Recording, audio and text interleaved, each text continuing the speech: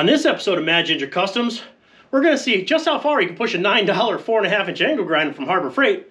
We're going to see how many Sawzall blades we go through, and we're also going to do every single bit of cutting we need to do for a chassis swap for an International 1210 onto a Panther chassis, Grand Marquis. Let's go! Ladies and gentlemen, we are back on the swap. We got to pull a whole nose off this car. Come with me. So we're going to yank the hood, and then we're going to try to take all of this just as one piece and bring it out. I think it's less time consuming to do it that way than it is to take everything apart individually, and the videos I watched of people doing this seems to be the case. So I'll time lapse you.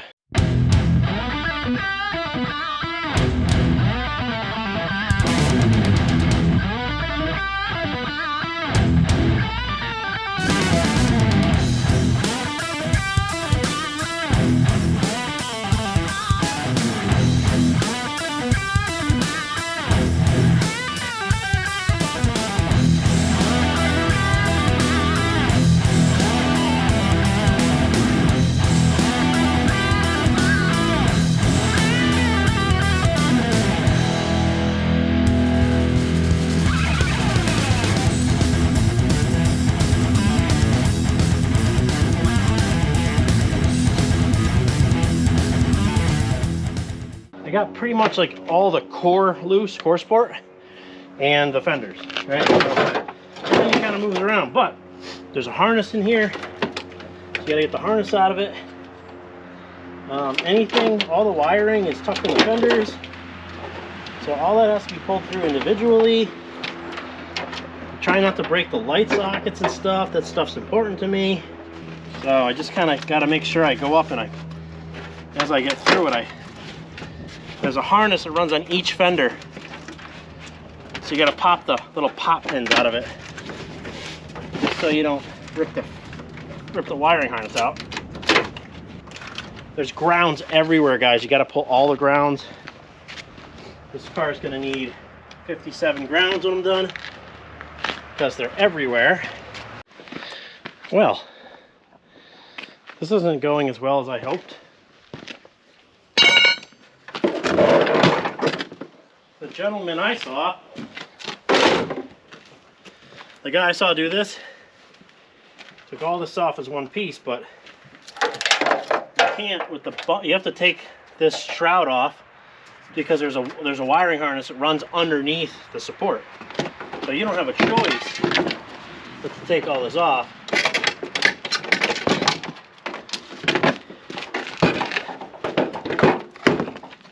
Some of it you gotta wrestle a little bit, as long as you don't care about the parts.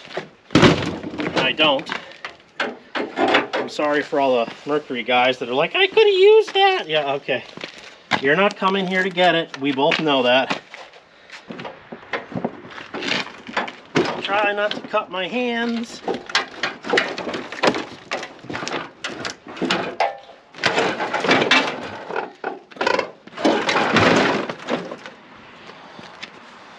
Huh. Well.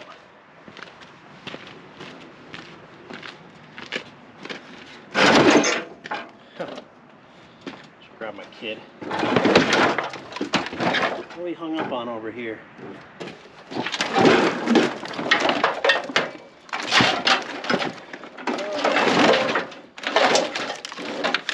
There goes the LED bulb. Whatever. As long as this doesn't come crashing into the condensing unit. Alright, heads up. Whew.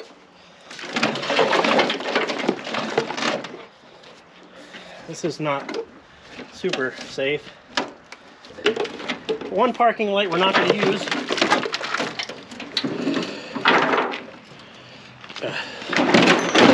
Oh. I think we can just drag it out. You can. Just whacked my foot. I'm glad I have my boots on. So this will go onto the scrap trailer. Unless someone wants this. I already broke the shit out of it. I'm just kidding. There. Let the dogs play with that. there's still one bracket here we could zip tie it, right here. Okay, like that. Something like that. Guys, just help me. Help me. Help me, guys. Alright. We're going to get some zip ties. A couple days later. So, here's what we're dealing with. This car will not run the way it is because we had to disconnect several grounds. So we need to figure out body grounds. There was one here and one here, one pack. There's one right there. So we need to get this. We'll get a clean ground on it. Oh, it's this one. Yeah, that's for the battery for the okay, so we need this too. So we're gonna have to do something with these and over here. So there's one up here in the fender. So we got this one, and there's one back here. So this one we may be able to get the firewall or this bracket. Maybe this bracket. Haphazard as it is, just bolted all this crap together. I probably will just run new cable, and then I just grounded it here. This one reaches, this one bolts in or screws into this bracket, which is on the ground. I don't know. I know this thing had a check engine light. I ended up tearing the purge valve wiring out of it, so I'd have to fix that. I don't even know what the rest of the check engine stuff is, but the car at least has to run. Let's give it a go. And here, fuel pump. Okay. That necessarily didn't sound great. It does. The check engine light is on. Airbag light, tire malfunction light, security light, oil change light, pretty much all the lights. It's like a Christmas tree. It's very festive. Oh, it's idling down though. I hear something squeaking. Sounds like it needs a belt. Let me give it a. Can I even reach the pedal from here?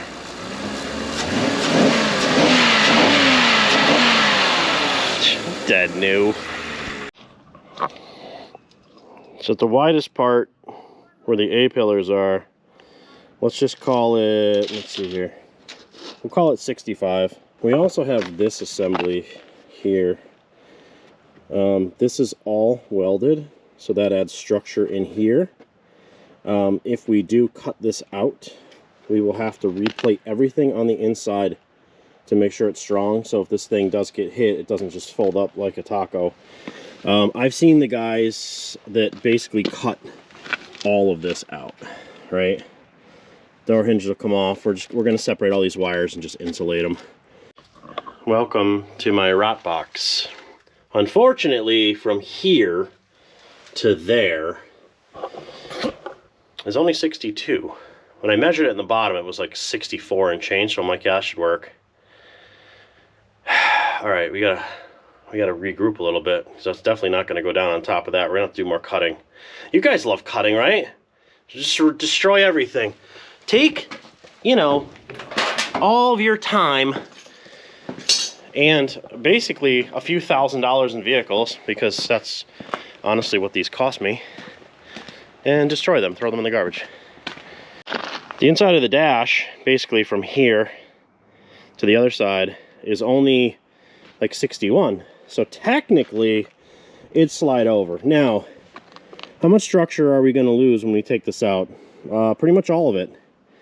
So, I think if we trim the front of ours, right? And then we take this here, boom, we notch it, and we'll take the outer rocker right out, I think. I'll leave the inner rocker, and maybe we don't have to take too much here. I want to take as little as possible. All right, me and the kid got to move some stuff around. So we jumped in the old Mer Cruiser here, and that thing fires up, so we moved it, but we got to move this thing. So when you guys are starting old junk, all you need to do is put power to one wire to the hot on the coil, and then hook your loser switch up to your solenoid, basically down there. And technically, because it's carbureted, it should run. My kid's gonna swing camera. Hello.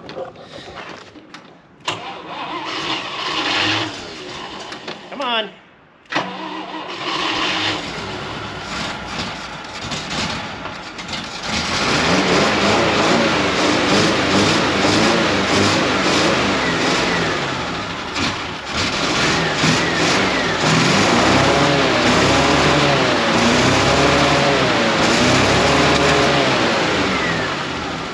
Doesn't pop, I heard it.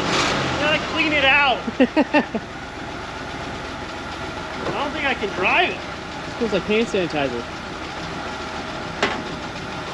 Ah. Oh. The problem with this is the steering. What the?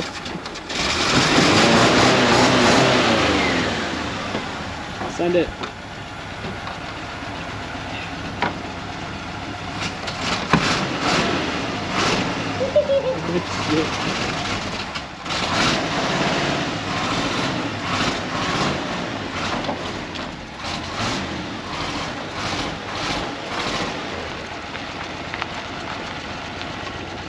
I'm gonna go mud bogging it.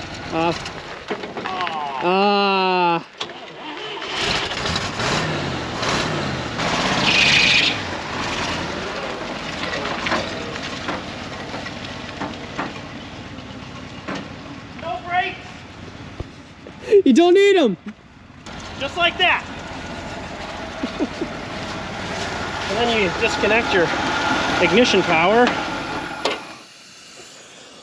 And that's it. What do you think? I think it's pretty good. She runs like a top. Guys, if any of you want this thing and you live in Connecticut, I'll give it to you for the bargain basement price of $0. It's a running International 304 with a 3-speed with a Dana 60. What do you think? I think she's a little naked. I think naked. I think you got to pay people to take it from you at this point. No, this is worth what it, you know, probably a couple $100 in scrap. Constantly raining, guys. It's hard for me to make these videos because it's raining so much. I literally have a swimming pool in here. I keep this covered up from here forward, but look. I mean, I should just throw a block heater in it, and I'd have a heated pool.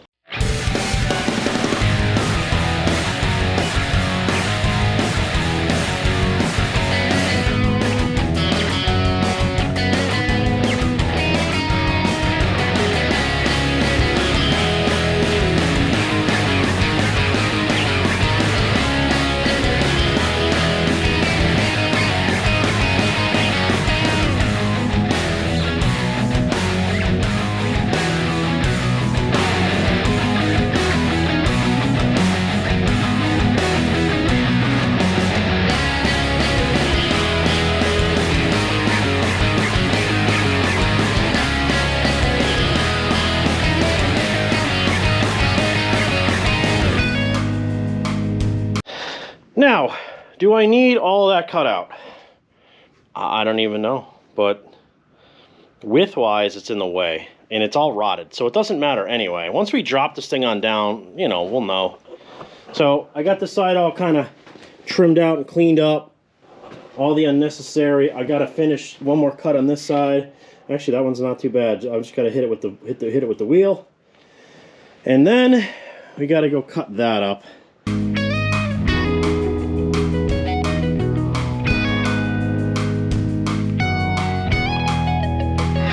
This is kind of what I'm thinking. I'm thinking I'm gonna slide right into that.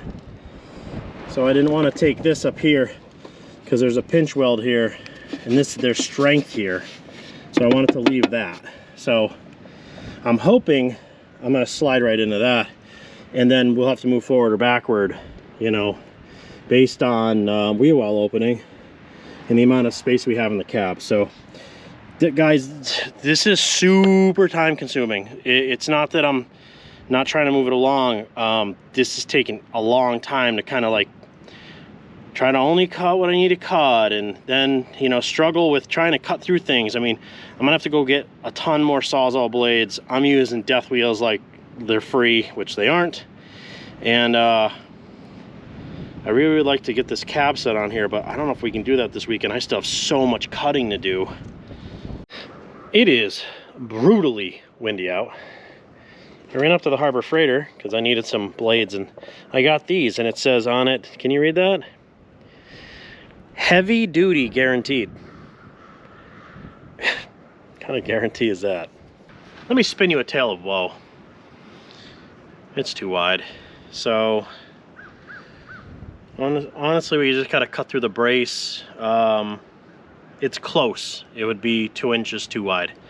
So basically I just need to take an inch off of each side, and that thing should just go right back down on top. So back to the Sawzall. I'll come back to you guys. All right guys, so this is where we're at. Basically things stripped down, ready to drop the cab onto, I think. This is all the crap I cut out today, plus all the stuff on the cab. I have like a windshield tool just to get the rest of this adhesive off without having to clog up a blade. I know it seems like I didn't get a whole lot done this episode, but it's a lot of work. You guys take on a project like this, you got to be prepared to, you know, it's a lot of work, and it's a lot of time spent just doing mundane things, measuring 1,000 times, and you know, is it going to fit, is it not going to fit.